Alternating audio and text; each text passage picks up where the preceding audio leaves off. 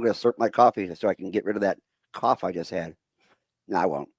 If you All right. slurp, Good morning. It is Sunday, and not just any Sunday. It's a Sunday after Super Bowl, after Valentine's Day, and now we got to get our head out of sports and out of wherever else we had it during Valentine's Day.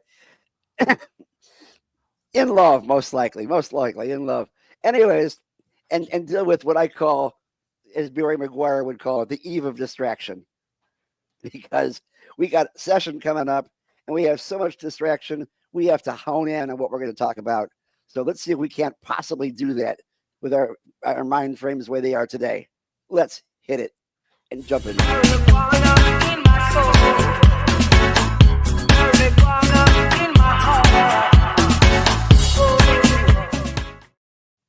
Y'all don't believe we are in the eve of distraction. Mm-hmm. Yeah, that is the way it happens. I mean, we have a session coming up, and so we got a whole bunch of things to talk about. So we'll get into it right away. Let's introduce ourselves. We are the Masters of Cannabis. I am Gary Stein, your political director of Suncoast Normal. There you go. I didn't hear the sound effect. And our Master of Public Health. Down below me over here, we have our Deputy Director, our Master of Business Administration, and of course, the owner of Chillum CBD Dispensary and Mushroom Dispensary, Carlos Angel Jose Armida. Thank you. And up in the right-hand corner there, in his best Ted Kaczynski workout outfit. I'm sorry, you look like Ted Kaczynski. I'm just saying. Anyways, we have our executive director coming to us from above the Beltway, or he hits him below the Beltway, over there in the great DC, that snowburst capital of the world, where hell is freezing over every single day. Christopher Cano. Thank you, Gary. Thank you. Now, before I get into our guest for today, I really need to say just one thing, and that is the fact that politics is toxic. It's toxic to personal relationships. It's toxic to so many things, and yet we get into it every day. It's like it's being forced down our throat like a fire hose. And it's got to stop. I mean, it came out as a unified front back in 2013, 2014, when I first got started into going after cannabis, when I gave up on Medicaid expansion. And we went there as a unified front. And it didn't make any difference what political background you were in. We all fought together. And then all of a sudden, starting around 2016 or so, for some reason, we were going after each other's back. We no longer hate each other's backs. It's gotten worse and worse and worse over the years. People who are friends don't want to talk to us anymore. They want to troll us because of the fact that our politics aren't the same. Well, hell, it's always been that way. Those of us who are Democrats have always been Democrats. Those who are Republicans have always been Republicans. And myself, I'm a left-leaning independent, but that's where I am. Carlos down there, sometimes he's right, sometimes he's left. He is the artificial waffle. And Chris is about as far left as you can possibly get without being, falling off the edge of the flat earth. But that's okay. That's we have to have a progressive. I know I said I didn't want to interrupt you this morning, Gary, but I do want to interrupt you with this. I am different. I was leaning very right at one point. And now, after experiencing the right in Florida politics and going up to Tallahassee year after fucking year, I am no longer right leaning, and I'm very much far on the left, very far on the left at this point. I believe in healthcare for all at this point. Yeah. Yeah, you're the basic slide rule. You go where you have to go, right? you move that slider to right or left. No, I'm saying that I slid on that rule once, homie. I slid on that rule from the right to the left. I can tell you for a fact that every one of us here has at one time backed the right, at one time backed the left, depending on the issue, because it's not so much the policy, the party, as it is the policy. I mean, I've seen Democrats fuck things up, and I'm sorry to use that word, but what the fuck? Anyways, they have screwed things up so badly, and I'm not going to say, well, I'm going to change my party. I'm going to come this way. We're going after the policy, not the party, and you have to understand that. And yet, we have people who were our friends, we work side by side with, who don't even want to talk to us anymore, or only troll us whenever I could post and say it's a sunny day, and people will start attacking me because oh, you hate Trump, right? Yeah, that's right. I hate Trump because there's too much sun out. But let's just say that yeah, politics is heavily involved in legislation. That's just the fact. There's supposed to be a separation between the campaigns and the actual work in the legislation, but we see politics going on 24/7 throughout the session and all that kind of stuff. We just try to get on even ground and make certain that it's all about people, not necessarily politics or profit. So we're going to continue working along those lines. And so if we say things during this time, we're talking about these bills as to who's filing them and things of that sort. Don't take it goddamn personally. We're talking about the policy, damn it. And that's all there is to it. Well, that said, Gary, I was going to say that. Let's talk about people, right? Like, I think a lot of what has happened recently, when we say recently, we really mean in the last 12 years, is that people were the center of the campaign and they've not been the center of the policy. When we advocated for Amendment 2 in medical marijuana in the state of Florida, it was to help people with chronic, debilitating medical conditions. It was not to enrich a select group of people with political clout that were able to weasel their way into getting a limited number of licenses created in this state. For the past 6 years, we've advocated for people-centric policies and approaches to bettering Florida's medical marijuana system. Even when we supported Amendment 3 last election, it was not because we are corporate shells. It was because we wanted to see people stop being arrested for having 21 grams of cannabis, not even having a whole ounce, and being saddled with felony charges. For a lot of us, it was a difficult decision looking out there and knowing that there were going to be rich corporate actors who have not been allies, who have not been people friendly in their approaches and their business practices, that were going to benefit and make millions of dollars being able to corner a market until it actually kicked off and new licenses opened up. But what we thought and what we came to the decision within our hearts was that we were going to support Amendment 3 because we didn't want to see people arrested and continue to see the charges that were going on in the state of Florida.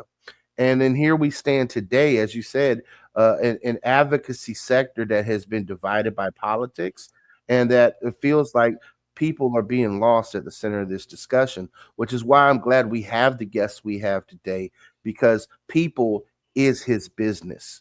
And I think that's the most important thing, that out of all the people that we continue to have as allies and friends in this fight, our guest today is one of those people who has always put people and patients first. And we're proud to have him. And Gary, why don't you go ahead and introduce him? Yeah. This guy, believe it or not, is a fraternity brother of mine. From the wrong school, mind you. I went to MSU, he went from Ohio State. But we both belong to Sigma Alpha Mu, the greatest Jewish fraternity ever.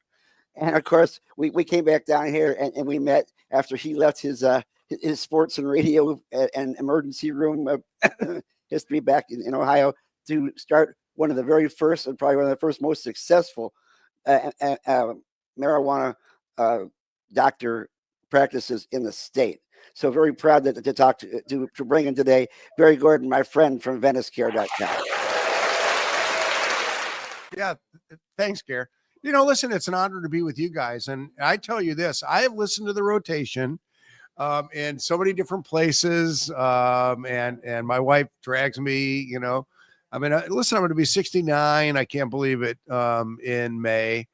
It just is so pertinent to every bit of the conversation that we've already had today, the uniqueness of this time, from the politics to the weather. I call last year the year of the storms, and that's political storm too, financial storm, the weather, of course. And as we head into 2025, listen, I was hoping for calmer waters. We know politically that's obviously not the case. But from the cannabis side, just think, everybody, how different it is now than it even was 10 years ago. And I so appreciate the introduction to the extent of the reminder of what we were when my clinic opened 8 years ago, a united community. And Chris, thanks so much for that. You're right. I've tried to keep it people-centric. And I remind everybody, if I wanted to have those 15 centers scattered all over the state, that would have been what I wanted to do. But my choice was to stay small, stay centered on my practice and my advocacy, quite frankly. And we'll get into it, has been trying to get us a seat at the table up in Tallahassee, which has been extremely frustrating. And listen, we could talk past, because I do want to talk a little bit about Amendment 3 and my role in it. I do want to talk about the present, what's gone on up in Tallahassee over the past 2 weeks. Chris, I know you're up in Washington. Gary, I know you've seen it. And Kano and I were talking about it. Jessica Spencer got her half hour. I refuse to call her Dr. Jessica Spencer because she's not a medical doctor. The consortium researcher, the PhD, got her time. Director Kimball got his time. We don't get our time, but that's the present. And then the future are these bills that have been filed, Garen. And I can't wait to talk about those, including a surprise for everybody. And I don't think we're getting ahead of ourselves. Those who have read the Andretti bill do believe that it calls for personal, adult, non-medical use, and a whole new category of licenses called the marijuana licensees. So, I can't wait to get into the show because of just there's so much to talk about. Well, let's get into it, Dr.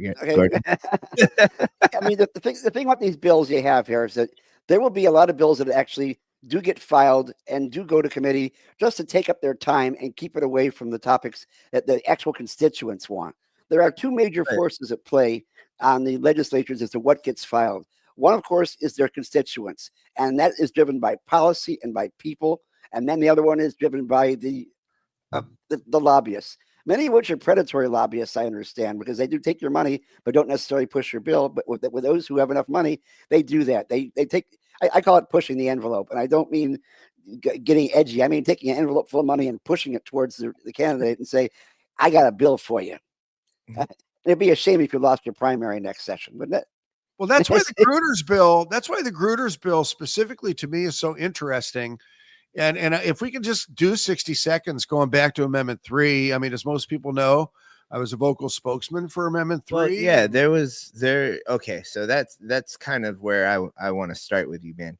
Because we were at Kathy Jordan's like celebration of life thing, and you kind of like pulled me aside and you're like, there's a lot of parallels of what's going on here with you in the hemp industry and me in the medical industry, because we both advocated for Amendment 3. And there are times when during the Amendment 3 campaign that I felt like I was going against the entire hemp industry, like an industry that I'm very proud to be a part of, and I think I'm a leader in. So you actually disclosed some things earlier before the show when you came into the studio about how you're feeling about the campaign and the fact that they use your face so much to push it, right? Can you talk about that a little bit? Yeah, listen, I mean, I wrote an op-ed early on in the Amendment 3 campaign because I'm always emergency medicine physician, always. It's what I trained in. It's what I did for 34 years in my career, all up in Northeast Ohio. And listen, Gary, I am a Sigma Beta from Ohio State, the national champion this year. Listen, I don't get my champions often, so I gotta roll in that sandbox. But I wasn't going to be as vocal in the campaign until, quite frankly, I was called by Smart and Safe to appear in a TV ad after Dr. Ronit Lev, everybody, and look her up. She was the doctor, quote unquote, the ER doctor from California who the prohibitionists brought in to talk about the pediatric overdose problem in California being a daily problem. And because there's no antidote, worrying about, everybody saw the spot, worrying about the kids waking up. Well, thank God every kid wakes up, and there's nowhere anywhere that has daily pediatric cannabinoid exposures. And in fact, quite frankly, the easiest thing in the world that everybody can agree on is no child should ever be exposed to any substance. It was easy. So when they asked me to appear in the ad as the ER doctor that I am, I'm always going to be about public health, public education, public safety. So, listen, I've had every patient, that I talk to says, oh, I saw you on TV. And my joke would be, yes, they really can stick lipstick on a pig. because I haven't had one patient that told me that they minded the ads, quite frankly. But I felt like I was given a pea shooter, to take into a gunfight, because I thought the ad was way too focused on the pediatric safety side of things, quite frankly, which played into their game. The kids never should have been brought into an adult use bill, period. I thought my better role would have been as a general public health and safety spokesman, as a physician, emergency physician, but they wrote the script. And, I did what I did. I was never asked to participate in any other way at a news conference with Kim Rivers and or Joe Gruters. Joe was the closer for that campaign, guys. But I think I was the 8th inning setup man, so to speak, for a baseball analogy. My picture was on the opposite side. Carlos had never seen it. My picture was on the opposite side of President Trump himself. They like to say he was on the front and I was on the back. I like to flip it. I was on the front. But, the Republicans got that. And I believe it went to the governor's mansion, quite frankly. And I believe in Mar-a-Lago. I hope it's still sitting in Mar-a-Lago and somebody turns it over and says, who the hell is that guy? Why haven't we asked him to be cannabis czar? But my point is they used my image, quite frankly, out to the mailboxes in Florida too.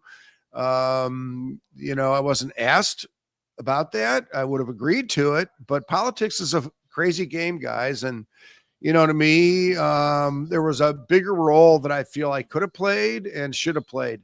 We had to watch the Surgeon General of Florida stand up in multiple news conferences and say smoking marijuana kills brain cells. It's a fact, right? Well, he must be a good example of that, I guess. I don't know, because Latipo just doesn't seem to have it in gear that he's actually supposed to be taking care of the health of people and not their detriment. Because we had to watch the 3 sheriffs towards a detriment. And we had to watch the 3 sheriffs commercial with Grady Judd standing up there saying, when they do domestic violence calls, almost always whatever, I don't want to quote, but marijuana is frequently involved. Okay. And for the life of me, fucking Grady Judd. And for the life of me, I don't understand how from the get-go we allowed Governor DeSantis and that side to get away with the discussion of the monopoly. Yes, it was 148 million, but where were the other MMTC CEOs standing up at any news conference, saying, yes, it was Truly's money, and believe me, we appreciate it. We will benefit. But so will the citizens of Florida with safety. So will the citizens of Florida with safety. And we appreciate, Truly, even Kim and Smart and Safe doing this. But there's not just one. Here's the other 22 of us. And in fact, Governor, where's the next 22?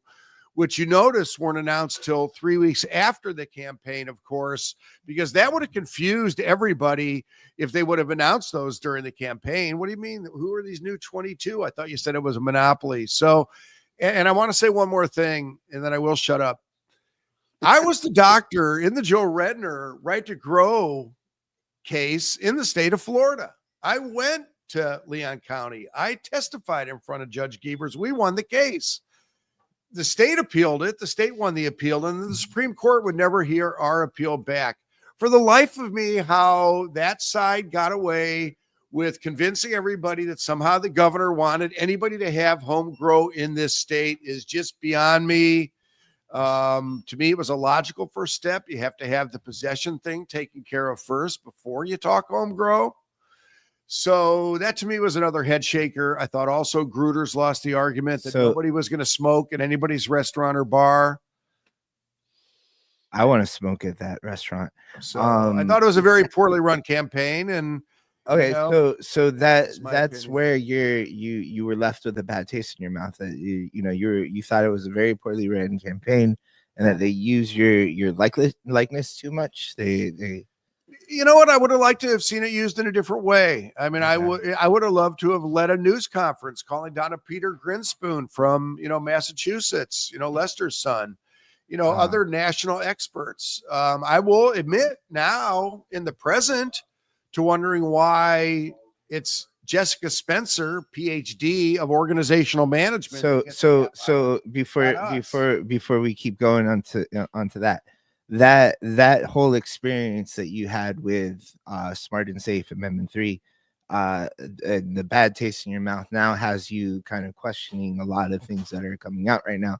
There's a lot of bills that are coming out where you know, there's a possibility of like a business. Quite honestly, on the surface, it looks like a business like mine could quite possibly enter into the cannabis space, right? Yeah, but House Bill 555 will allow for up to 10 retailers. Here's the thing, and a guy like me is smart and listens to you know, both sides of the argument. Although I want to be like really excited about that, I want to hear what your criticisms would be of the bill, and what has you kind of scared about these bills coming out. Well, listen, I mean, and if anybody hasn't seen the Senator Gruder's bill with what I believe is the House companion, the Representative Andrade bill, it puts the doctors in an extremely difficult position because there are things in the bill that we have all been working for. Veterans cards, honorably discharged for free. The recognition of opioid use as a qualifying condition. That I think is a big thing. Awesome. Yeah. It's huge. Not that it stops the advocate physician in the state from putting patients in that want to get off their opioids. I use anxiety, quite frankly, about the knowledge of knowing that they could kill you, as a similar likewise to PTSD. And every doctor in the state knows that, you know, and listen, I want to say one other thing about Dr. Westenheimer Schmidt. That's my name too's presentation up in front of the Senate. She had the audacity, quite frankly, to make the statement that there's a lot of younger people that are getting their cards to look cool and to be cool. and I guess I get so offended by that because she doesn't see patients, never has, but I do, and I see them every day. You know what's cool? You know what's cool in 2025? To stay alive. Okay. What's cool in 2025 is to be responsible, to get safe, to get legal, to get educated, and quite frankly, in Florida right now, to get your card. And the fact that it gets unfettered up there, that there is no me or anybody else like me up there that can make those statements in real time. And we had a Representative Black. Okay, it's important to know who these people are. He asked her, quite frankly, if you can't demonstrate benefits of the program, which she still can't speak to somehow, and there's all these risks that we've heard, then can we temporarily or permanently suspend the medical program? That actually came up in the hearing. Yeah, he actually did say, I don't know if the medical program has done more harm than good in this state. I know that it has, and we all do. I worry about his mindset at that. The fact he's on a committee that's supposed to be making a decision like that, and he has no clue. He's taken no point of time to educate himself on the topic that he's about to vote on. No, because we can't get our seat. And no matter what envelopes are handed out or no matter what influence is being had, I want to ask you this, Gary. Who do you think that Senator Gruters is going to call up to Tallahassee if his bill does get a committee hearing? Who's coming up to speak for safety? Who's coming up to speak for appropriate education to the public? Okay. Yeah. Who's going to answer that? But that's why we have the amendment process. If we can come up with an amendment saying, I love your bill, but A, B, C, and D are shit. And be honest with you, I love the carrots in the bill, but I don't want to having to pull them out of a pile of shit to eat them. Okay. So it puts the doctors in a tough spot. Here's the bad side for the docs. It calls for every other year visits. Okay. Every other year cards. Okay. And telehealth for new patients. Now, on the surface, it's awfully hard for me as a physician not to argue for easier and more access for everybody. Remember, I'm the Amendment 3 proponent here, okay? I do believe in safe, legal, regulated, child's safety-proof package to access, but there is no business model in the world, quite frankly, that will allow for a legitimate medical practice that wants to be out there going to the senior living facilities, going into assisted living facilities, taking care of your pediatric patients. You know, there's a certain balance that has always existed in Florida with the system as it exists at 210 days. It allows me to take care of my doobie 3s that want to doobie 1 never done, doobie 2s used to do, doobie 3s. They want off the legacy market. They want safe, legal, I add education, educated access, right? In the only way that you can in Florida right now, which is through medical. And then doobie 4s are, Willie Nelson types. But the point is, you have to service your people that want to legitimately come in safely and legally in order to take care of that slice of patients, 33% in my practice, that have never used cannabis before in their life. You can't exist just on those patients and run a legitimate cannabis clinic. So there is a balance to the business side of it too. And it's awfully hard to get the Jessica Spencer over here, danger, danger, danger, Representative Black, get rid of it all, this, that, whatever. And then over here, every 2 years. So I'm not fearful that it's going to move in this environment, but it's just a statement, okay, that I'm not sure where Senator Gruder's my senator, by the way, who he's really representing to that extent. And I don't know. It's just a very confusing time, right now in the cannabis space. It's just dizzying the differing perspectives, let's put it that way, and what we're watching. Gary, there's a new hemp bill too, right? Yeah. Yep. Well, Yeah, before we move on to that, Doc, we're still on the kind of the Amendment 3. One of the things that I wanted to address, because it became a reactive talking point for the campaign, and it irritated me quite a bit. And it was this issue that legacy market cannabis is laced with fentanyl. And the fact is that I agree with you that there needs to be a regulated market that's safe and tested. What I had issue with many of the talking points the campaign was spewing was that this was a Trump administration talking point that Kellyanne Conway started in 2019. And it took off into the mainstream. And I understand that they had a consulting firm running Amendment 3 that ran Ted Cruz's presidential campaign in 2016. So I get that this was a campaign that was very familiar with conservative talking points, and it felt like the Amendment 3 campaign wanted to scare people into, well, legal marijuana is good because what about the children? And the whole what about the children line has been the crux of paternalistic overreach in Florida by the public policymakers for the longest time. And Normal has done the studies, and out of 12 million samples of illegal cannabis seized by law enforcement between 2013 and 2023, Harvard Medical School found that less than 2% of the samples tested even had any type of fentanyl in it, and that this talking point of all the cannabis out from the legacy market has fentanyl in it just never came to fruition. But it seemed like the campaign wanted to rely on that as a crutch, and I just wanted to get your 2 cents on it, because again, I agree with you that there needs to be safe tested cannabis, but I just didn't think that was a talking point that was a pathway to victory. No, Yeah, Chris, listen, I'm so glad you went there. I'm sorry. No, you have to go there because I caught so much heat. Sorry, Gare. I caught so much because I need to talk about this. It was one of the reasons why I want to be here today, because I caught and listen, Carlos, as you say, you caught heat, maybe from some of the hemp space. I caught heat from the doctor space, believe it or not, because legal adult use pops into a lot of the business model, of doctors, no doubt about it. But I also took heat from the advocate community to the extent of that quote unquote used to be urban legend. And Chris, I don't like 2%. Believe me when I tell you, thank God, and I mean it, thank goodness, fentanyl in cannabis supply is rare. And it is.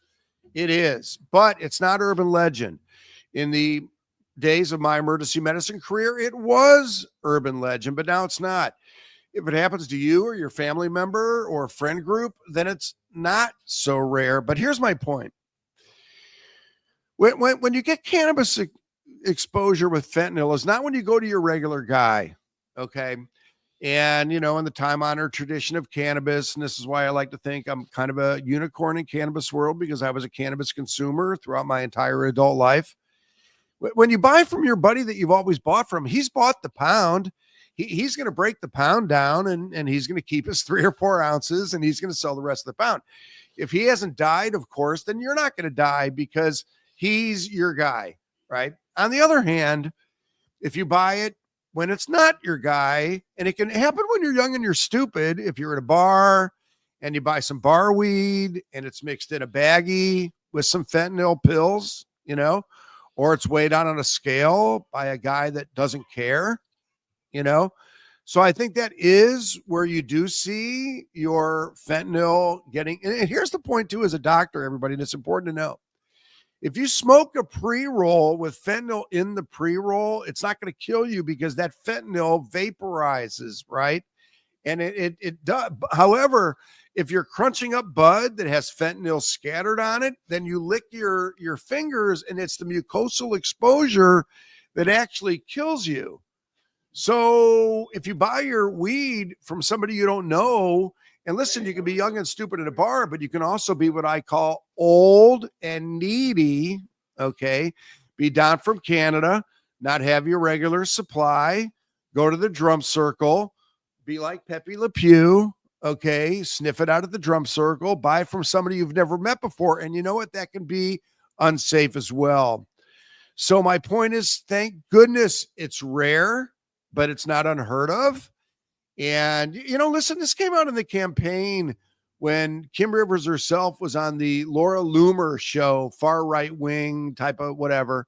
And Laura Loomer told the personal story of her friend, her best friend and producer of her show, with a personal story of death from what she swears is cannabis tainted with fentanyl. So that got wide play, but I could not agree with you more. The whole pediatric safety side, the entire, you know, fentanyl and cannabis supply side was absolutely playing into the hands of the prohibitionists. And once again, it was an aspect of the campaign that I had no control over. I want to say one other thing too. There were other suggestions that I made at various times that I'd like to make again, because Smart and Safe is going to try it again. First off, I think they should have a Smart and Safe advisory panel, quite frankly, that I think could assist in the answering of some of these questions about home grow and if anybody's going to smoke in this. And I think this bill, quite frankly, is too broad, and I think is going to get pitched out, you know, by Supreme Court ruling anyway. But, you know, to me, I think if they do it the same way, I think they're going to have the same outcome, you know. And Yeah. I don't know. I just shake my head out over it. They didn't get the appropriate advice from the people that really know the market. I told them, listen, why don't you only open medical at a rec at 10 o'clock? Legal adult use at 10. Medical opens at 9. The medical patients get 9 to 10 to go in, see what's going on, see what's there. Medical patients get the right to order the night before to pick up at a dedicated register the next day. And medical patients retain the right for delivery. You would think that would have been a good statement to patients. I had patients tell me all day, every day, that they were voting against Amendment 3 because they were afraid of losing their price point, their access, flooding the market with new consumers. And we've seen that happen in other states. So I'm not saying it would have made up the 4 points of difference, but I think that would have made a statement to patients, quite frankly, that we're thinking about you. And you know, Carlos, just to circle back on everything, you know, listen, I have no regrets about my participation in the Smart and Safe Amendment 3 campaign, because I'm always going to be ER doctor, public health, public safety, public education. And I thought that at least I was able to accomplish that dialogue and the child safe packaging and things like that. My belief from, you know, as we go into all these spaces, including your space, I think that's what everybody wants, is that appropriate, that testing, that education, you know, so that nobody comes in and walks out with a product, you know, that's not appropriate for them. And at 2:30 in the morning has to be staring up at the ceiling, you know, calling 911. I mean, there's so many narratives these days that are different than the narratives that were there 10 years ago. Well, you know, safety and regulation is never what I call sexy topics. And for that matter, I should say, I don't think there's a single teenager out there who thinks that a medical card will get him laid. So I sincerely doubt that having a medical card makes you cool. I was so outraged by that. Yeah. I just, that was awful. Listen, every citizen of the state of Florida, no matter what their age in this crazy era of 2025, okay, deserves the education about the safest alternatives to navigate through the choppy waters. That's always going to be what I want my role to be in this space, is standing up for the citizens to have that choice and that appropriate education. I'll tell you one thing I worried about with Smart and Safe. I worried about all the doobie ones, never dones, and doobie twos, never, coming back to it, that we're going to walk into the new legal adult use market and not have any idea what it is that they were looking for. You're confusing me with the doobie ones, doobie twos, and well, you're a doobie four, Carlos. I'm a doobie four. That means like serious. Give me more. Yeah, well, right. That's like serious. Like I eat RSO and do dabs all day. Let's Once talk. my patients walk in, they've never used a cannabis product in their life. Never. And I still mean never. And they find us every day, and they were going to walk into the legal adult use market with no education, and no one was going to die from that. But there would have been more ER calls and all that, no doubt. It's always been my concern in regards to the adult use market. We claim we're a medical market here in Florida. In fact, we're the largest medical market in the country. We have close to 1 million registered patients, which makes us having more registered patients than I think even California. If I can pull up those topics, which means that the world, the country is looking to us to see what a medical program should be, and a medical program should not be you go to a dispensary, you say, "I've got severe migraines. What should I take?" And they say, "I don't know, but this will get you high, or this will put you in the couch." And in no world is an every 2 year. In no world is an every 2 year visit. Okay, truly medical. And I would say if you really want to be fearful and the Jessica Spencer arm and listen, then I should be seeing my younger patients. Listen, once a year, would that be a compromise that I think the doctor may have to live with, quite frankly, and could? Yeah, because at least you're touching base, you're checking in. And if you're worried about all these people somehow degenerating into the abyss, then I would think you'd want to have somebody kind of touch a base with them. Let me ask you this, Dr. Gordon. What would we need to do for our medical market before we could really move on to adult use responsibly? I think there needs to be 2 lanes, and it's what I told all my patients and why I was for Amendment 3, and I'm still for legal adult use. There's going to be a tax in legal adult use market. And listen, if nobody sees the writing on the wall to think that there's not going to be a difference in the quality of the products between what's on the medical side of the MMTC world and what's on the legal adult use side, then they haven't been watching these presentations. So wait, it's going to get worse than hot dog water? Listen, I think there will be. I think there will. Listen, there's going to be a 10 milligram. Resist, there's going to be a 10 milligram per piece cap on the edibles and the recreational side. You won't see a 50 milligram capsule. It's already so bad. You know what I mean? There will be differences. There were rumors that there may have been a call for, and we saw the legislation, THC cap on recreational flower. So my point is to my medical patients. We don't know what that looks like yet.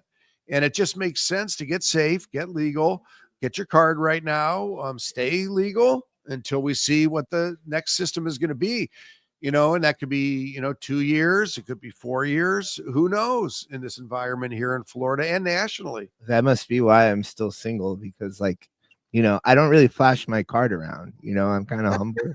Medical marijuana card. Yeah, you are so uncool. You don't flash your medical card around. Yeah, paying for drinks with my medical marijuana card. Go to cocktail parties, spread it around. Yeah, I tell every single young person that comes in to see me, treat this with respect, and don't flaunt it. Not, and especially when they come in with their parents, and oftentimes they do. When people that are still living at home come in with their parents, I have that conversation and I say, listen, if your young one, young adult is sitting on the couch and doing 8 dabs in the morning and not going out and succeeding at something or chasing some goal, then look at your parenting. Carlos does 8 dabs in the morning and runs 3 businesses. So I got it. No, I got it. and that's, listen, he just said, look at the parenting, not the cannabis use. Exactly. Well, I'm a freaking doctor right here. Yeah. Well, another doctor, he's like, oh, well, your arm hurts because you smoke weed. You know what I mean? No, your arm hurts because you smoke weed and jerk off too much. Oh shit! How'd you know? No, there is something that Those creates side effects can be devastating. in all seriousness, there's this side effect of a crisis creation model that I see the opposition utilizing, right? Like you saw Jessica Spencer and her bullshit talking points around how high THC content makes people crazy, right? It's the same fucking talking point Anslinger used in the Licata case. It's the same talking point that has been used since 1937. It's in Reefer Madness that weed makes you crazy. It'll make you want to kill your parents. Talking points, right? So like this stuff that weed's much stronger now than the 70s. You know, And I want no idea back then how strong this stuff could be. Like Okay, weed now is like the crack cocaine version of cocaine. Well, maybe calling it green crack wasn't the best move for the folks naming some of the cultivars. But you know, I want to just finish this point: is that in New York, they've recently whistleblown on the labs producing false, certificates of authenticity or certificates of analysis, insane and basically bumping up the THC levels. So, you actually are having labs say, oh, this has 37% THC, and it doesn't.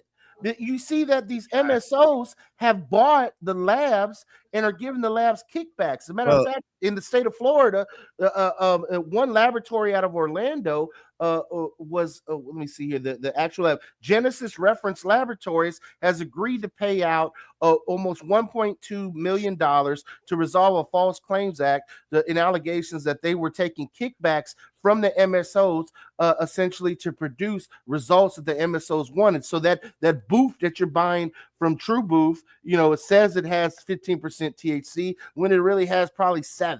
And so that's some bullshit right there that I want to address, because it gives the ammunition to the other side, and they're saying, oh, look at this high THC, but it's not really high THC. It's bullshit lab test results because of the corruption of the MSO influence for a system that the existing politicians created in the first place. So the same politicians saying we got to do something about the out of control medical marijuana system, they created the fucking out of control medical marijuana system. For sure, Chris. But here's the point, is that we've had this program now for 8 years. We have 900,000 people in the program. And you know what? Everything is okay. Yeah. Chicken Little, the sky hasn't fallen. Exactly. These are the products, but it points out, and once again, I just want to stand up for the role of the physician here. There is a role for education, right? And there's a role for education with those that have never used cannabis, because you want them to enter safely. And there's a role for the old timer too, because nobody's 18 anymore is the big point. And with the CBD and the understanding of the other cannabinoids and the patches and the creams, I'd like to say I have suppositories for the politicians I don't like, but my point is, it's the multiple cannabinoid profile and the multiple routes of administration that makes cannabis what it is in 2025, which is not the guy on the front of the Zigzag papers, who I love, smoking the Delta 9 THC joint, right? But all the different routes and all the different cannabinoids, right? And that's the 30-second elevator speech that I don't think, people get when you have, the Jessica Spencers and the PhD, pharmacy researchers and whatever. This is why we should have somebody like Ethan Russo. That's the bullshit, right? Like, no, but that's the bullshit. You literally only get 30 we're all triggered at the same time. But you only get 30 seconds in front of the politicians, while Jessica Spencer gets 30 minutes. And that's that bullshit. And I'm frustrated by it, and listen, I don't want to be a gadfly. I don't think I deserve to be a gadfly. I've been there. I served on Nikki Fried's medical marijuana advisory committee. By the way, everybody, you got to, just talk about the past. I had Nikki Fried's first campaign finance event in my office all the way back when she ran for governor. Truth, right? So, to me, I watch what's going on right now with fascination to the extent of, where we're at. But that's the point. I'm frustrated. And Joe Gruters is my state senator, and we were on the same team during Smart and Safe. and I'd like to think that we could be on the same team now. And that's why it's hard to speak against his bill. Gary, I know that he has integrated things that you and I have been working on for a long time. Let's talk about the reciprocity, that's in those bills, right? For out-of-state residents. Yeah, The it veteran has card. the gist The of what I veterans cards for offered. free, right? Yeah, we've been pushing for veterans cards for years. And guys, I'm not a veteran. My dad was a veteran. My father-in-law was a veteran. I got a lot of friends and relatives who are veterans. That does not mean I don't care about veterans. So fuck you if you think that I do. I don't. Okay. And I'm just saying it because I'm tired of hearing that shit. Okay. I worked in the VA. I worked at Walter Reed Army Hospital. I know the kind of problems they have there, and they have to get fixed. Not the way you think it's going to happen right now. Those guys are not forensic accountants. Those guys are hackers. Yeah, and slush fund managers. we got to stop reading comment sections. Yeah, I gotta stop reading comment sections. That's absolutely I got to true. stop too. It's bad for your health. Yeah, But man. To get back to Gruner's bill, it's got some good things in it. I don't necessarily like the way exactly he approached reciprocity. It doesn't say how much the actual card is going to cost, and then it goes, and it's supposed to be good for like 2 years. So where's their recommendation? How much are they going to be able to buy? How is that going to be integrated into the system? That part is going to be very hard to enforce and very hard to get. And they're saying you have to get their card within 24 hours after they apply for it. We waited 6 months for sometimes to get a card. We still have to wait for 2 months to get a card. You're telling me that it's all going to get turned on a dime? There's going to be somebody in Tallahassee who's going to look at somebody else's medical card from another state that has an entirely different system and say, yeah, that's exactly like ours. We're going to work with it. Not going to happen. If Senator Gruters would have called me, and asked my advice on reciprocity has always been, if you have a card up north, it immediately qualifies you as a qualifying condition here in Florida. But you still go in through a doctor office, you get your recommendations put in like every other person in the state gets theirs put in. And listen, I want to be clear on this too. There is a role to play for card providers, people that do it less expensive, price point, less education. I got it. And then there's a role for doctor offices like mine that do, education. Okay. And no, seriously. But the point is that visitor can come in through one of those cheaper, type of options and still enter in the Florida system, but they wouldn't have to fret. Listen, I have people come down from the north during snowbird season every year, and they sweat and they fret because they don't know what they're going to do because they're off alcohol, off their Ativan Xanax, or sleeping better. And then they come down to Florida and they don't know what to do. They're used to getting a certain quality product, and I utilize that stress and anxiety as, once again, a similar, likewise to PTSD, anxiety circumstance, which I think is absolutely reasonable because it's dangerous out there. So, and here's the thing about the opioid use also. I don't need it, but you know who does need it? The primary care physician, the pain management physician, those guys that haven't yet crossed over to recognizing that, hey, they should get their medical cannabis recommendation privileges so that within their own practice, they can start to take care of these patients. My goal and role in the game right now is also to teach those doctors and convince those doctors to enter into what I do. The problem is that they only may have 20 or 30 or 40 or 50 patients in the program. And those patients deserve to be educated appropriately too. So once again, there's a double-edged sword. I absolutely applaud increasing the qualifying conditions because PR-wise, it's awesome. And it does allow other doctors to, once again, and there will be, we have been stuck at the same number of doctors, guys. All right. So 2,400 doctors forever since I've been in this program. We haven't brought in new docs. What is it about the bill that you disapprove of? Well, I just don't think that there's a lane for an appropriate medical cannabis practice with an every 2-year visit. And I know that if we open it up to telehealth, that you're going to have the national groups come in that have never given a ounce of concern about education. And they're going to come in and they're going to do $79, $99, whatever price point they decide, but you're not going to get the education on that telehealth visit. You're not. I know that. People that come down from the north that have their cards from the north, some of them have never even heard of the endocannabinoid system. They just get their cards up north over the phone, and I'd like to avoid that. I'd like to continue to deliver that appropriate educational message to each and every patient that comes into the program. And I think that's best done in person. Well, there's a time and space where it's best for in person versus best for telehealth. Telehealth is definitely convenient for those people who are disabled and have a hard time getting to places and things of that sort. But there's something to said about a closed room between a doctor and a patient where you get other nuances out that might make a difference. Now, in regards to this, a condition to which a patient is prescribed an opioid drug. You were in an ER position. How many times do you have to give out an opioid prescription for an acute trauma situation and not a ongoing chronic condition? It does not specify between those two here. Yeah, the wording is interesting. There's also wording in there about diagnosis. And, there's concerns that maybe they may require the medical. I've talked to my patients about this for a long time. To have your card going into whatever changes occur just makes sense to me, because who knows what they're going to do. I think grandfathering in every patient that's already in the program, I think, is a given. But I've always told patients, you have no idea what they're going to do to the extent of restricting me from putting in new patients, and we've seen that in other states where only the neurologist can diagnose Parkinson's and MS patients to put them into the medical cannabis program. And think only the oncologist can, use so God forbid that would happen here in Florida. That'd be awful. I already see people from the BOM lining up to go ahead and knock that particular aspect down, because they're the ones who put in the report that the most prescribed reason is for chronic ongoing pain. And so to have it's opioid things thrown in there as well, which would include the people who are using it acutely with a 3-day dose and things of that sort to get a medical card. That's going to flip them out, and that's going to put a lot of pressure on the doctors, and it's also going to get a lot of surprises to the patients.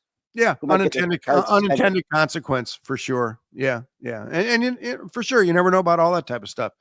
And that, to me, to a certain extent, and I'm not fearful that these bills are going to move. I'm not, but I think we need to keep an eye on every single one of them. And I just think, that all voices need to be heard. And I think if you completely wipe out the legitimate medical cannabis physician practices in the state, there'll still be the ability to get a card, but I think the ability to get your grandmother that education that she wants in the assisted living zone, or things like that, may be significantly impacted. And Kano, I'd be interested in your thoughts on that, because RFK Jr. now, of course, was confirmed, and everybody was waiting for all the positivity to come from that. He came out pretty negative in his first comments. But my point is, when Schedule 1 does go to Schedule 3, which I am not in favor of, I'm a descheduling guy, but we know that's probably not going to happen. But I think when it does go to Schedule 3, I know in my clinic, we're planning on that. We're making our inroads into the assisted living facilities in the nursing home world right now. We know that there's going to be an entirely different phase of medical cannabis. What's interesting? On the way to legal adult use, and medical always has its role and its purpose in that. But on the way to legal adult use, we actually found that cannabis is pretty freaking excellent medicine. And that's unbelievably awesome. But it just leads to, everybody needs to understand that we need to come in through the back door still, right? For a lot of these reasons.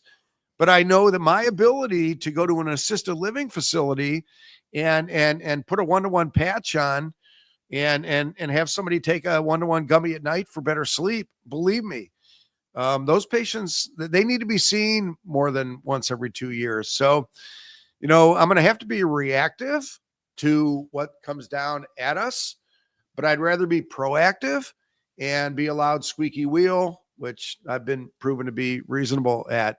But I'm not going to be anybody's gadfly and hover around Tallahassee waiting for my 15, seconds or 60 seconds. Hopefully there will be others that'll do that. I think it's time for other doctors to step up as well, quite frankly. And I'm going to do my work from within the best that I can. And hey, I'd love an invitation up. I've said forever, give me David Berger for pediatrics, Janester Wilson King for OBGYN, Michelle Weiner for pain management, and I'll do the emergency doctor safety side. And that's an hour-long presentation that I've offered to give up in Tallahassee through my sources for 5 straight years. You know? I think that's like a dream team of doctors. That is a dream team of solid docs, which is the reason why they would not stuff. schedule, because they want to have their own opinions and their own opinions only, because that is, I hate to say this, that is how Fox Entertainment does their news. Basically, they only give you their side of the opinion. They do not even come close to giving anything that would alter anybody else's views other than the fake one that they're presenting. But I go back to the point. Who are they going to bring up to speak to the positive of cannabis? Okay. If any of these, but how are they going to present these bills if they don't have anybody? You know, Andretti's a Republican too. Yeah. Well, in 1972, we created the Controlled Substance Act, which set up reasons for research into the efficacy and danger of cannabis. But they only allowed research into the dangers of cannabis and never into the efficacy. Never. And that's where it was for a specific reason, was to keep the negative flowing and the positive stuck in the closet. Some of these, I mean, you still have a lot of the same talking points too, with believe it or not, gateway theory is still fucking prevalent up there. But there's still some new talking points. And actually, I want to take advantage of the fact that we don't normally have a medical doctor in the studio. And I just wanted you to take a look at that. No, I'm just kidding. I had a nickel for every time. And also, when we're out of the senior center events and all that, everybody thinks like the candy in the jars is like a cannabis candy or something like that. We don't normally have medical doctors on the show. It's been a while since we had a doctor on. Some of these new talking points are just ridiculous, and I hopefully get you to respond to them. Maybe you could talk a little bit about like CHS. Yeah. Right. So listen, every ER doctor in the world, okay, needs to know, okay, that not everybody that vomits, okay, that uses cannabis or has abdominal pain as cannabis hyperemesis syndrome. On the other hand, asking the appropriate questions about hot shower response and things of that nature is perfectly reasonable. It does exist. It's exceedingly rare. There is a cross receptor terp PV but I'll be honest with you, in my 8 years of practice now, I think I've had 2 or 3 patients that I firmly believe have had it. Here's the great news about cannabis hyperemesis syndrome. It goes away when you stop using cannabis, which is awesome, except for those that really, really, really, really, really want to use it. And I think if you truly have cannabis hyperemesis syndrome and you continue to use cannabis to the extent of having to go to the hospital and get IVs, and then you probably do need to look at some degree of quote unquote an addictive aspect of your cannabis use. Okay. Do I believe that cannabis is addictive? Of course not. But I think if your mind drives you want to use it in spite of knowing the, end result is going to be, ending up in the IV with, in the ER with an IV that you need help. Talk a little bit about addiction, actually. So like, I mean, there's a big, almost anything's addictive, right? There's a reason why there's sex. Jesus Christ, the camera. There's a reason why there's Sex Anonymous. There's a reason why there's Gamblers Anonymous. None of those things. Gambling is not chemically addictive. It's not like you're taking a foreign substance in that you're that's why we've been trying to get Dr. Greenspoon on, because he says he's too busy. He's writing a book right now, but well, he wrote one already. Heavily into the addiction aspect. Listen, I go back and forth with Peter and believe I'm trying to get him down here to Florida to speak at the medical cannabis conference that Gene Jones puts on. I think he'd be an excellent keynoter. I mean, listen, as far as, cannabis use disorder, to me is just a behaviorally dependent type of diagnosis. I've known way too many people that have used way more cannabis than I have through the years that have been unbelievably productive. I don't look at finances as being the ultimate result of productivity, but people that have made a hell of a lot more money than me. And, as an emergency physician, I had drug testing in my contract every day that I ever walked into the emergency medicine environment. I never showed up impaired.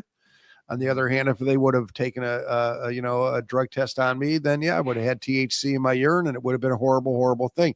We had a rule in our ER group, Carlos, nobody's allowed to buy powdered sugar donuts on the way into the ER for your shift, because then you have a trail of white powder on your scrubs, and the charge nurse says, we may have cocaine guy here, call the boss and have all the docs come in and get tested. Seriously. So to me, and I believe this to be true, if I ever showed up in the ER impaired, they better get my ass off the floor, because I have people's lives in my hand. But I like to say that cannabis never would have been the cause of that.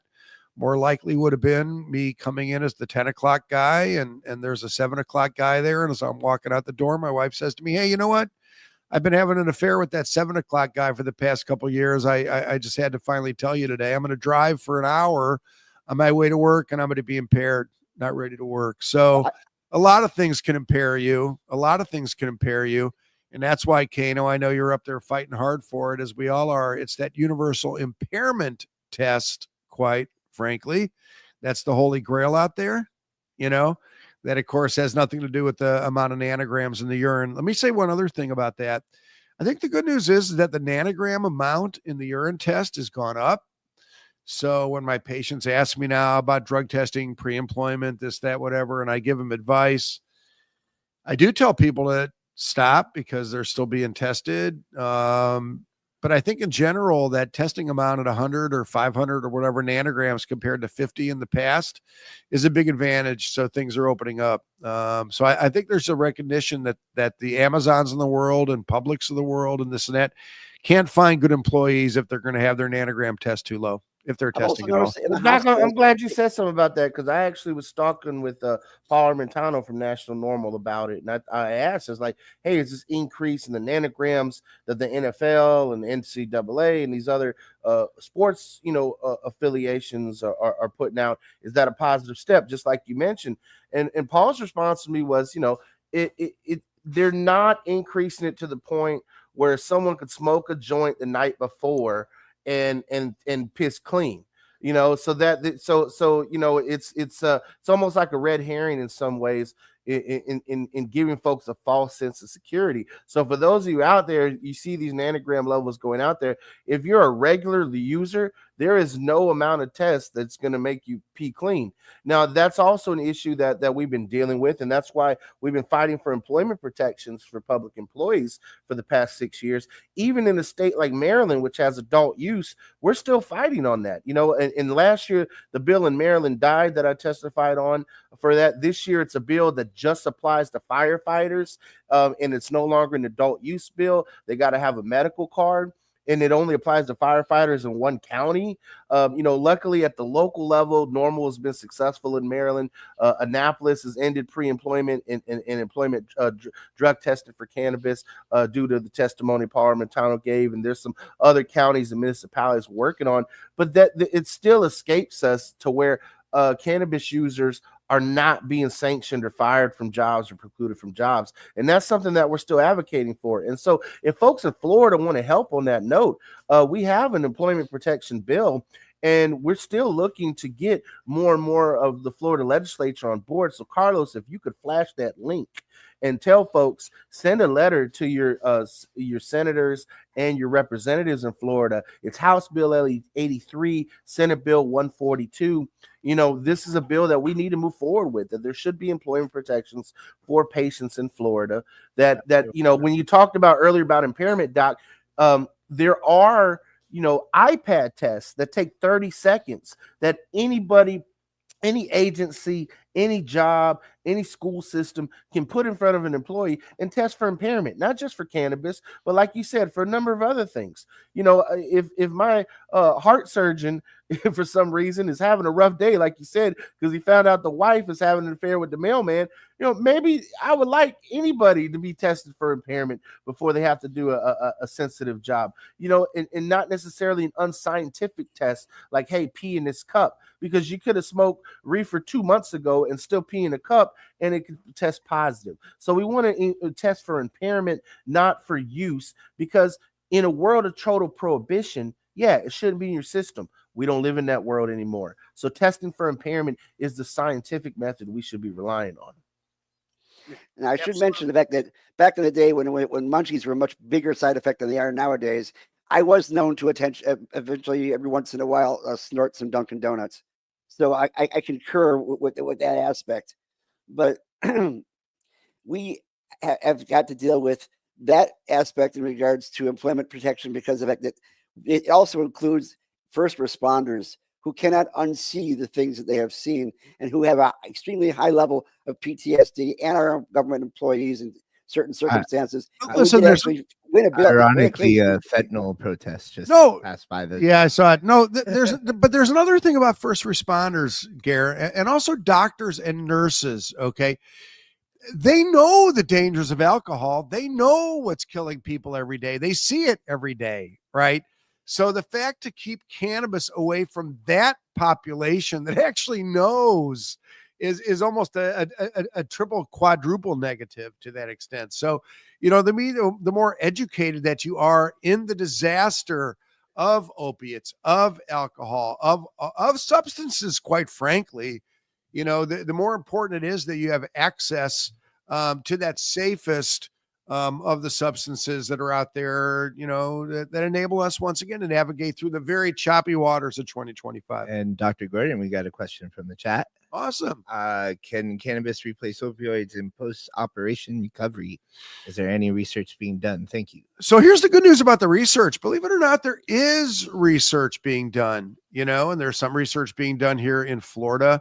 My philosophy has always been never to be either or type of guy, but to find that best balance guy. A lot of patients, of course, want to avoid all opiate, narcotic type of medications, and many patients are able to.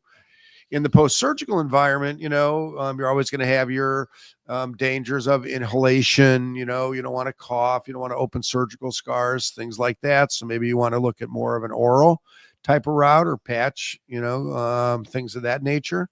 But yeah, I mean, many people have replaced their opiates with the appropriate use of cannabis. And once again, an expectation of 8 Percocet a day and 800 gabapentin a day. As patients come into my clinic, I say, listen, an expectation of getting down to 0 may not be unreasonable, but half would be awesome, right?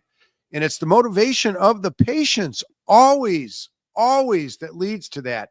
Not pain management doctor's motivation, not my motivation, but when patients want to reduce, that's when the magic occurs. And I'm a simple guy. I always tell patients, don't work on both your gabapentin and your opiate at the same time. Pick out one, or your sleeping medication, or your Ativan Xanax. Only pick out one medicine at a time. Slowly reduce that, right? And then go to one of the other medicines. So never 2 at a time, and never any one medicine abruptly. And once again, the motivation of the patients are where the magic happens. But we see it every day. Acute is acute, chronic is chronic. So they're 2 different circumstances. And let's not forget, when you're post-surgical, your anesthesia, your pain management is being strictly regulated by your physician and your nurse. If they're giving you fentanyl, they're giving you just the right amount of dose to manage that acute pain and then get you off the damn thing right away. It's not the same thing as going home with a prescription for fentanyl. Yeah, it's 3 and/or 7 days these days, just depending on the circumstance. And, and listen, here's the beauty of it. And I mean this, we're so much better off than we were 8 years ago. We get referrals from the pain management physicians. We get referrals from the oncology centers, and new patients who have never used cannabis, that never would have thought of using cannabis. They're sent over now by the oncology physicians because they know how cannabis works. And when patients bring it up, they don't get that, oh my God, no, it's not, are we where we want to be? Of course not. Is there a ton more work to be done? Absolutely. That's why I'm still here doing my thing, because the mission's not over. And Chris, thank you so much for your introduction. I'm going to be here attempting to do what I can to not only normalize cannabis within society, but to continue to demand that research on the medicinal aspects as well. Well, we talked a little bit, Gary touched on it, is that so often, and you said it too, Doc, that the political powers that be don't want to talk about the benefits of cannabis, just the harms. Even in the existing law, as a doctor, you're required to talk about the potential for addiction, the potential effect that marijuana may have on a patient's coordination, motor skills, cognition, including warning them against operating heavy machinery, driving a car. Every single time. Single time. The potential side effects of marijuana use, including negative health risks and the risk benefits and drug interactions of marijuana. So, and then, when I saw a debate earlier this week, the vice president of Smart Approaches to Marijuana debating our friend Martha Bueno, who's a cannabis activist in Southern Would you Florida. post that link somewhere, Chris? Because I saw that she did that, but I couldn't find it anywhere. Yeah. It's on YouTube. We can pull it up and share it with folks. Absolutely. But one of the things that really struck me was Smart Approaches to Marijuana came with those same lame ass talking points that have been played out time and time again. Is that oh, cannabis is dangerous, and then it's like, but there's not enough research on it, and it's like this is one of the most researched things that is out there.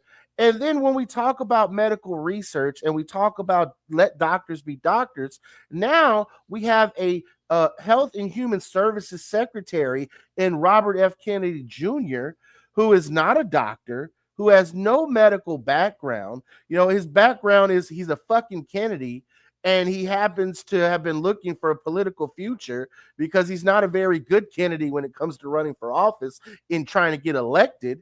And so he even during the campaign, when he shut down his presidential campaign, he made it public he was shopping for his endorsement. He was like, oh, if Kamala will give me an appointment, she can have my endorsement. Clearly, Trump was willing to take his endorsement for whatever small percentage points because the race was so tight.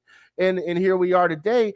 And Kennedy, as soon as he gets confirmed, goes on Fox News and he says he's worried about the normalization of high potency marijuana. He thinks that it's catastrophic, but then he double talks and says that the state legalization is good because it helps us with figuring out harms and benefits. And he goes on Laura Ingram's show and says the same bullshit and allows her to say the same bullshit time and time again, rather than, standing up and having a spine.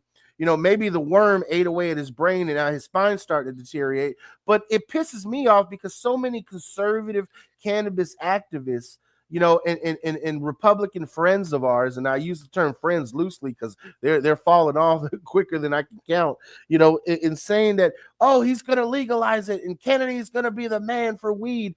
And then he gets his first opportunity to say something, and he backpedals, if not literally shills for the opposition. So it really pisses me off to think that that conservative cannabis activists, were harping on the fact, and many even said, oh, well, look what Trump did with the farm bill and legalizing hemp. I'm like, Trump never even read that fucking farm bill. Okay. He had to sign it because it's the farm bill. And then now you look at who Trump has put in office. Not only Kennedy has a shitty pick, but he's got Pam Bondi, who we all know is not only what argued against Amendment 2 in 2013 when we first tried to put it on the ballot, but then she's also the lobbyist for the largest private prisons in Florida, and she thinks cannabis is a gateway drug. Now she's head of the Justice Department. And then he taps Terry Cole Out of Virginia. And Derek Maltz is being replaced by him.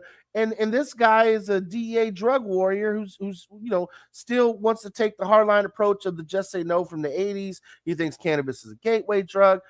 So even the FDA commissioner, I think in this day and age there is no a shortage of people who have credentials who also have very bad fucking views, and that's where we're at.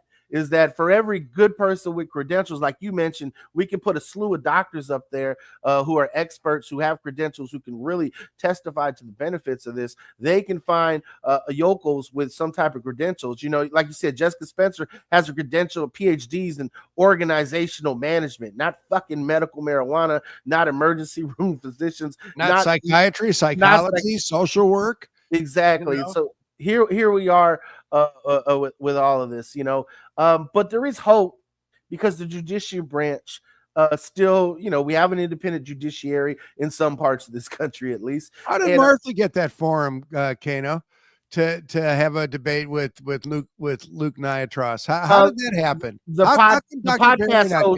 podcast hosts put that together, and there are tons of podcasts in the cannabis space. There are tons of podcasts that aren't even in cannabis space, but cannabis becomes a topic, and folks, flock to those things.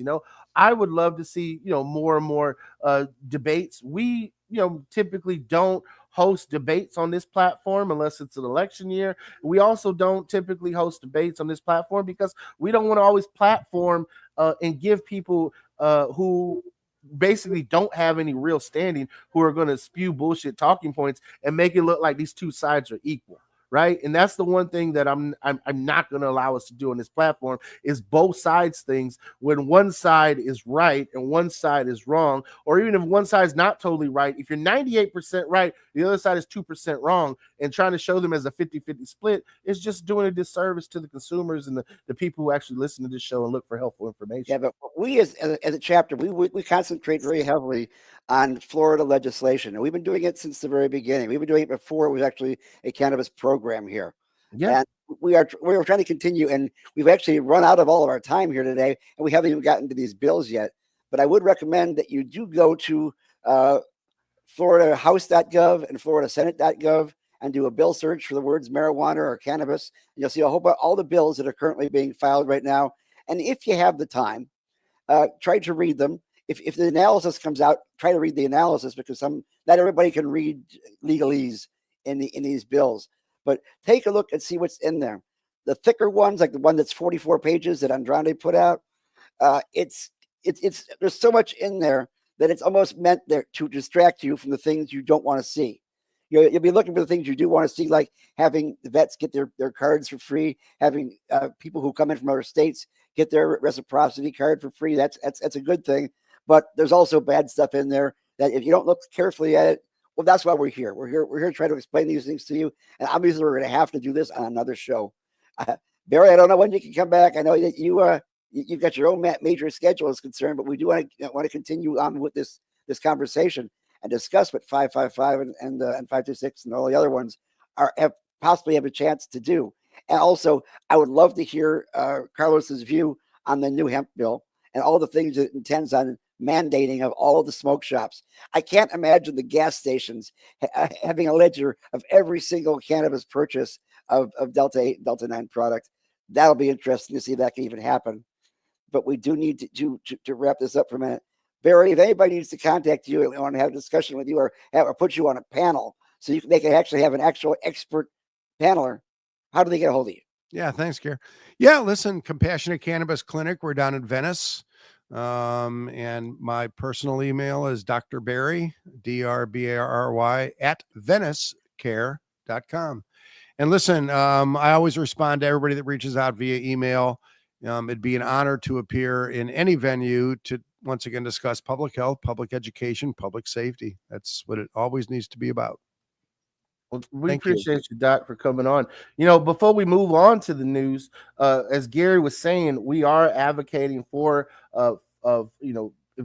various bills in Florida or legislation to improve the patient experience. And one important bill is Senate Bill 146. This is a bill that will strengthen parental rights for medical cannabis patients. It will prohibit courts from denying or restricting parental rights based solely on a parent's status as a qualified medical marijuana patient, and prohibit state officials from accusing parents of child endangerment solely for being a medical marijuana patient and having medical marijuana in the house. So I think it's important that you contact your senators, your representative. Carlos, if you'll drop the link to that action alert, this will, you can go to these action alerts. It will pre-populate a letter, email to your state senators, to your representatives, even to Ron DeSantis, because believe it or not, we have 3 branches of government. Even if we do all the great work of getting these bills passed in a bipartisan manner, even if we can convince Florida Republicans that these bills matter, Ron DeSantis can still veto them and be an asshole about it. So, that's a major concern that we have. So we want to make sure that we're engaging him as well on these things. And then there are a couple more bills. Some are a little bit, one of them is Dr. Gordon mentioned today, he has some concerns about, but it is Senate Bill 552, which expands patient access to medical cannabis. This is Senator Gruder's bill that we're talking about, where it expands the pool of patients for medical cannabis recommendations by adding opioid dependence and opioid prescriptions as a qualifying condition. It does have that out-of-state reciprocity that Gary's been working on for so many years. It does finally give honorably discharged military military veterans the right to have their card fees waived in the state of Florida. And so if you want to send a bill, a letter to your representatives to support that bill, and your senators and Governor DeSantis, also Carlos dropped the action alert for that one.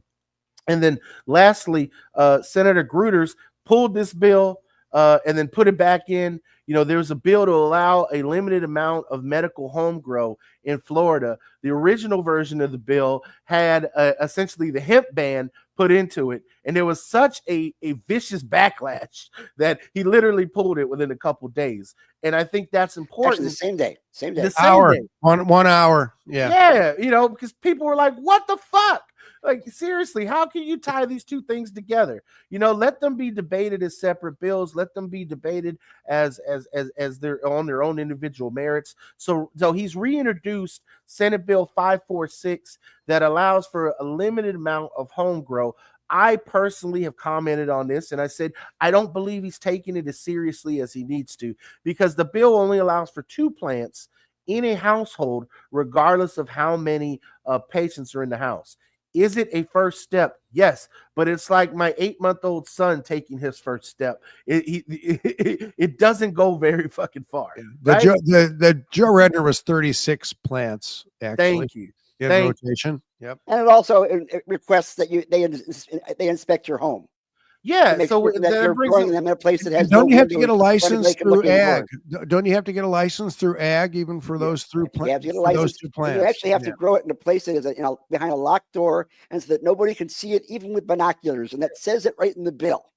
So, but ironically, Gary, this out of all of our action alerts has probably generated some of the most action. Over 750 letters have been sent in support of home grow. Even folks, patients out there want this, right? People are saying, look, just give me the 2 fucking plants if that's all you're going to give me. So Carlos, if you want to drop the link for the action alert for Senate Bill 546 for the home grow as well. Look, if you don't support these things, you don't have to contact your legislators. The letters are pre-generated, so feel free to edit them too before you send them off and let them know your 2 cents on it. Don't do anything that'll get you on a watch list, but definitely, of course, contact them, tell them how you feel, because I think it's important. And one of the most important things that I think in all of this is that, and I guess this is getting ready to go into the news, but that in Florida, our right to citizen-led initiatives is under attack by Governor DeSantis. Governor DeSantis, was very, adamant about defeating Amendment 4, which protected reproductive rights, defeating Amendment 3, which would legalize the adult use of cannabis. And now he's going after the citizen-led ballot initiatives, trying to claim that there's widespread fraud in the petition process, and it wants to eliminate basically being able to pay petitioners to go collect your petitions. So that means the campaigns themselves would have to collect the petitions themselves by folks who are actually on staff. I can tell you, as someone who worked on collecting for the 2016 Amendment 2 in 2015, I spent the whole fucking summer. Me and Nick Ray, worked 8 counties. For basically $400 every 2 weeks is what they paid me, with no health benefits, nothing, and working 16-hour days collecting petitions. And we could average, around 1,000 to 2,000 petitions a week, working those type of days. If it wasn't for paid petitioners, we would not have got the amount that we needed in the limited time frame. What Ron DeSantis is trying to do is to make it to where he can make these hoops so impossible that citizen-led initiatives will go away, because he doesn't have the balls. I always say testicular fortitude, but he doesn't have the balls, the spine, or the political will to do what the voters want. The voters, 55% said they want adult use. 58% say they want to protect reproductive rights. The 60% threshold is already what it is, because back in 2004, 2006, the citizen initiatives were passing, and they didn't like that it was passing with simple majorities. And even in states where there's simple majorities, we still see politicians trying to backslide and get things taken off and reverse. And I'm going to talk about that in the news shortly. But again, our democracy has never been under attack more than in this modern era right now. And some of you out there who are okay with the attacks on our democracy because it's, but our team's in power. It's like, nah, even when Democrats were in power, it wasn't cool to see attacks on democracy. It wasn't cool to see, the executive branch overreach. It wasn't cool to see people detained and executed without due process. And this is what we're continuing to see, is that as time goes on and we, the people, have allowed these policies to sneak through, or we've been distracted with other things, politicians who don't want to have the political will, who have been bought off and are corrupt, are emboldened to continue this. And so, with all that being said, I want you people, when we have an action alert, get out there and get involved. And we got some amazing events coming up. So before we drop into the actual news, let's talk about those events. We got to get organized as a sector. We got to get organized as advocates. This Thursday, we're having our member meeting, our first member meeting of the year. So join us. Carlos, if you can flash the graphic, drop the link, register for the Zoom meeting. You can meet us where you're at. You can go to our website and register, but make sure you actually register on Zoom. If you RSVP, it should give you the opportunity to get the Zoom link. Carlos, if you want to drop the Zoom link, I know I had put that as well in there, so folks can get register for that and sign up for our membership meeting. It is open to the public. It doesn't, matter, as far as if you're a dues paying member or not. We want folks to come to the meeting. We want folks to be respectful. We hope that you'll become a member after coming to the meeting and fellowshipping with us and seeing how all of us from different walks of life are doing this. Now, why are we getting organized? Because lobby days are coming up, and Gary is going to lead the charge in Tallahassee. Even though he's left the screen to go get a re-up on his coffee, he's going to lead the charge in Tallahassee for us. And March 4th through the 6th, we are going to be in Tallahassee with our partners from the Florida Cannabis Action Network, ensuring that we're there for Capitol Lobby Days. So you're going to want to make your hotel arrangements now. You're going to want to get up there and look at the schedule. Visit our website, and then we have a link there to Florida Can's website with all the details for the Lobby Day schedules. But all in all, March 4th through the 6th, mark it on your calendars. Come and hear more information at our membership meeting about it, and we're happy to inform folks. You can go to our website. Now, all of that, we can't do these amazing lobby days. We can't continue to operate as an organization without, of course, you, the members. And we always try to do fun events for our members getting free to our events. And the biggest fundraiser of the year is coming up, and that is the Best Blunt in the Bay Rolling Competition, the 4th edition of this amazing event. Save the date, mark it down, April 12th. Saturday is April 12th at the Dignitary Cafe in South Tampa. You can visit our website for more details. We got the event guide posted. We have both individual and team competitions. We have judge passes available. Being a judge is awesome because you get to smoke the entries. If you're looking to get a discount as a competitor to get in, get 3 other friends and put in a team of 4, because everybody who enters into the team competitions also gets entered into the individual events, and you actually save money entering as a team. So get more folks in. Let's have that. And then this year, we have something special. Our champions, both in the team events and in the individual events, are going to take home championship belts. So you can show that you're the best in the Bay, that folks will know. You can walk around with your championship belt around Tampa Bay. You can show it off at all the great other cannabis events and cups that we have coming up. But all in all, this is our biggest fundraiser of the year, which supports all the great work that we do at Suncoast Normal. It makes sure that Gary has gas in the tank to get that van up to Tallahassee. So again, support us, sign up now, join us at April 12th. It's going to be a fun time. Join us for Lobby Days, March 4th through the 6th, and join us this Thursday in the evening over Zoom to our membership meeting. And with all of that, Carlos, I think it's time for the normal news before we wrap.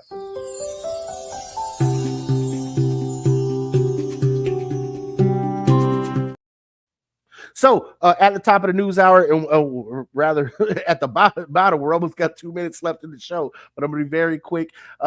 Someone talked about in the comments about guns and cannabis. Judges in the 8th Circuit Court of Appeals have rejected arguments that the federal government can unconditionally bar adults for possessing firearms because of their status as cannabis consumers. The court opined that nothing in our tradition allows disarmament simply because the defendant belongs to a category of people, including drug users, and that Congress has categorically deemed those folks dangerous. Rather, judges determined that constitutional questions surrounding disarmament of drug users must be addressed on a case-by-case basis. Federal officials have long maintained that marijuana's illicit status under federal law precludes any consumer from legally owning a firearm. This ruling is the latest in a series of decisions challenging the government's interpretation of a 1968 law prohibiting the possession of a firearm by an unlawful user of a federally controlled substance. Judges on the Fifth Circuit Court of Appeals have twice ruled that American Second Amendment rights cannot be infringed solely based upon one substance use. A separate legal challenge to the federal government's ban that was initially brought by former Florida Agricultural Commissioner Nikki Fried, who now serves as a board member on National NORML alongside myself and several medical cannabis patients, remains pending in the U.S. Court of Appeals for the 11th Circuit. But we've seen it in Texas. We've seen it now in Missouri. We're still waiting to see how it's going to shake out in Florida. But all in all, we need to continue to fight to make sure that our Second Amendment and our constitutional rights are not infringed upon solely for being medical cannabis patients. Now, let's look at also some research, right? In the American Journal of Drug and Alcohol Abuse, an analysis has come out that shows that marijuana retailers are linked to fewer opioid deaths, and there's no increase in fatal motor vehicle accidents. So, when you talk about what's going on with all these reefer madness experts coming up to Florida and saying how dangerous it is that we have medical cannabis, when we see people like Robert F. Kennedy going on Fox News talking about the dangers, it is interesting to see that counties with high volume marijuana retailers have reduced levels of opioid related deaths and don't experience increases in either traffic related fatalities or suicide. And this is data that is published in the American Journal of Drug and Alcohol Abuse. A pair of researchers affiliated with the Public Health Institute in California assessed the relationship between cannabis retail store density and county-wide mortality rates from suicide, motor vehicle accidents, opioid poisoning, homicide, and accidental poisonings in Washington state. And they reported that significant reductions in the mortality rates were associated with an increased county recreational cannabis store rates for both accidental poisonings and opioid poisoning deaths. Researchers theorize that these reductions could be due to substitution of cannabis with opioids, alcohol, and other drug use, or quantities of use among those with heavy habitual use and use disorders. Survey data published in November in the Harm Reduction Journal found that consumers frequently use cannabis as a substitute for other substances, including alcohol, methamphetamine, morphine, and tobacco. You can always read more about this if you go to normal.org. We're always trying to bring you the latest in that. So let's talk about more studies. The American Journal of Preventative Medicine has published data that show retail cannabis sales are actually associated with reduced drinking among young adults. This is research coming out of the City University of New York and the University of Alabama at Birmingham, UAB, and assessed the relationship between adult use legalization laws and consumer use of alcohol and tobacco data, and was gathered from a nationally representative cohort of more than 400,000 respondents over a 10-year period. And the investigators reported limited effects on population-wide alcohol and tobacco consumption post-legalization. They did acknowledge reduced use among particular demographic cohorts, specifically college-educated adults, and those aged 30 to 39 reduced their alcohol and cigarettes following marijuana legalization. Shout out to millennials for making that shit happen. Right? Alcohol use also declined among young adults between 18 and 29, and older adults, those aged 50 to 59. Binge drinking frequency declined, as did their use of cigarettes. So Gen Xers, thank you for getting off of your alcoholism and switching to weed. Millennials, thank you for carrying us and showing folks that we can be productive members of society and be potheads. Look, moving on to also some more great medical research coming out, because when they say there's not enough research, each and every week, it feels like I'm reading 3 and 4 research articles. But data published in Preventative Medicine reports show that more than 1 in 10 Americans are using CBD. All the great documentaries that we've seen, the laws that initially around compassionate care in the vast majority of states always start out with CBD. And now we see that 10% Americans are using it. Data gathered from a nationally representative cohort estimated that 10.5% Americans are currently consuming CBD products. Respondents who identified as cannabis consumers were more likely to use CBD than those who had not. And females, as well as those who reported being in poorer health, were also more likely to use CBD products as compared to their peers. And this is the first study to date that provides the prevalence of CBD use in the general United States population. The other day when Robert F. Kennedy went on there, and I've seen also people, I saw in that debate with Martha Bueno and the vice president of SAM, they're saying that, cannabis use is increasing in this country, but not everybody's a regular user. 10% of the population right here is using CBD every single day. Makes sense, right? All in all, the fastest growing group of people using it tend to be seniors because they understand that as we get older with life, pain happens. People don't like the side effects that they have with opioids. People also don't like the side effects that they have when they're using benzos for treatment of anxiety. And cannabis offers them something that has less side effects than that. As Cat Williams would say, hungry, happy, sleepy are very awesome side effects to have. Now, moving past the medical research, let's talk a little bit about politics before we wrap up. I talked about before the news how citizen led initiatives are under attack, how democracy is under attack. Well, in the state of Ohio, they passed a citizen led law. And for the second time in 14 months, Republican lawmakers in Ohio are seeking to roll back and rescind provisions of the state's adult use marijuana law, which was approved by 57% of their voters. Now, unlike Florida, where you need 60%, in Ohio, you just need a simple majority. And the Senate in Ohio, led by the Republicans, has introduced and seeks to make dozens of changes to the law.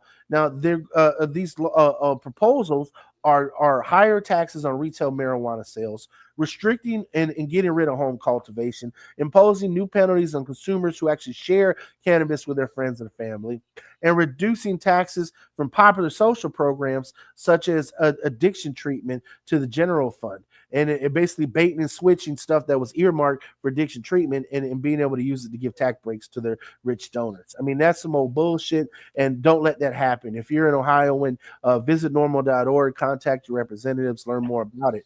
Now, some positive, because I like to give it as a positive, right? Positive stuff moving on in the state of Missouri, right? A state that tends to lean red, but for some reason socially tends to go left on a lot of things. Officials have expunged over 140,000 marijuana related convictions over the past 2 years, according to data provided by the Missouri Supreme Court. Voters in 2022 approved an adult use market, and the provisions in that law called upon courts to automatically review and vacate eligible marijuana related convictions. Since then, the courts have reviewed over 307,000 cases. 46% of those cases have been deemed eligible for legal relief, resulting in 140,429 expungements to date. So I wish we could do that in Florida, but we know our Supreme Court would strike it down under the single issue rule. So, maybe that's something that we'll have to go through and fight with when it comes to getting things on a legislative level.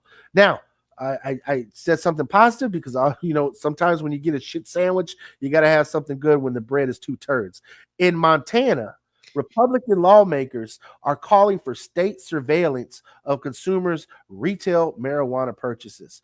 Republican senators are sponsoring SB 255 in Montana, which seeks to significantly amend their state's voter initiative adult use legalization law. All right. And this bill would mandate those 21 and older pay a $200 annual registration fee with the State Department of Revenue in order to legally make adult use marijuana purchases. No other adult use state imposes a consumer fee to participate in a state registry. Other provisions in the bill will require cannabis consumers to keep their state issues ID card in immediate possession on them at all times. I mean, Jesus Christ, if there wasn't more of a show me your papers, not proposal, I mean, this is it. And it's just sad to see that they're trying to put this on the Montanans, especially in a state where, people don't like to pay taxes. And now you want to put a $200 tax on every cannabis consumer. The paternalistic approach that we're seeing from the GOP when it comes to cannabis is shit. I'm sorry. It is what it is. If you don't like it, switch parties or primary and elect better Republicans. And I'll say the same for Democrats. We spent 8 years of the Obama administration, and all we got was the Cole memo saying don't raid state legal dispensaries. We had 4 years of Biden, all we got were pardons and a conversation at the White House with normal members and Kamala Harris, but we didn't get legalization. So I'm willing to say that too. Shame on you, Democrats. So here we are in all of this, and it still pisses me off because in Virginia, you get bipartisan working together. You get Democrats and Republicans in the state of Virginia, and they have passed for the second year in a row, legislation that creates an adult use marijuana market. So believe it or not, they still don't have adult use sales in Virginia, despite the fact that it was in 2021 they enacted legislation to legalize use, possession, and personal cultivation for the adult use. And here we are. looking at Republican Governor Glenn Youngkin saying he's going to veto this bill again. And I'm not sure that they have the votes to override the veto, but it's just shit to see that you can actually get some type of bipartisan support on things. You can see that people want to see this happen. And we still have politicians with no testicular fortitude and no fucking spine to actually do what the voters want to see happen. So for all of you folks listening who are conservatives, contact your lawmakers and tell them to do better, or run yourself. I would love for Normal to be able to support more conservative leaning members in wanting to primary folks who are prohibitionists. And same on the left. For those folks who want to primary and challenge folks who are prohibitionists, by all means, reach out to us. Let's help get you through some candidate trainings. Let's get you on the rotation. Let's talk more about it. But all in all, you can do your part by becoming a member of Suncoast Normal. You can attend our membership meeting. You can join us for lobby days. You can come out into the rolling competition, buy a ticket. You can donate your time, your treasure, your talent, and you can hit that like and subscribe button each and every week and join us here in the rotation every Sunday as we continue to bring you great guests. Some guests you might not like. Some people don't like Dr. Barry. Some people don't like Nancy Mace that we had on the show. Some people don't like Tommy Chong. I don't get it. I like Tommy Chong. I like Dr. Barry. Nancy Mace says some problematic shit. So she's not on my hot to-do list right now. But all in all, it doesn't matter. Each and every week, we're here to educate you, whether you like the guest or not, whether you like us or not. Our role is still the same, to make sure that the rights of responsible cannabis users are not infringed upon in this country. And the mission is not over until everyone is released from the jails and no one is being arrested, no one is losing their jobs, no one is losing their kids, no one is losing any constitutional right because they choose to smoke weed. And that's why we continue to do this. And we will see you next week in the rotation. And just one quick programming note. This week on Wednesday, I will be in Tallahassee. So if you guys are out that way, and I'd be glad to drag you to a couple of politicians so you can have your voice heard too. Always safety in numbers. Bye. Peace out, guys. Guys.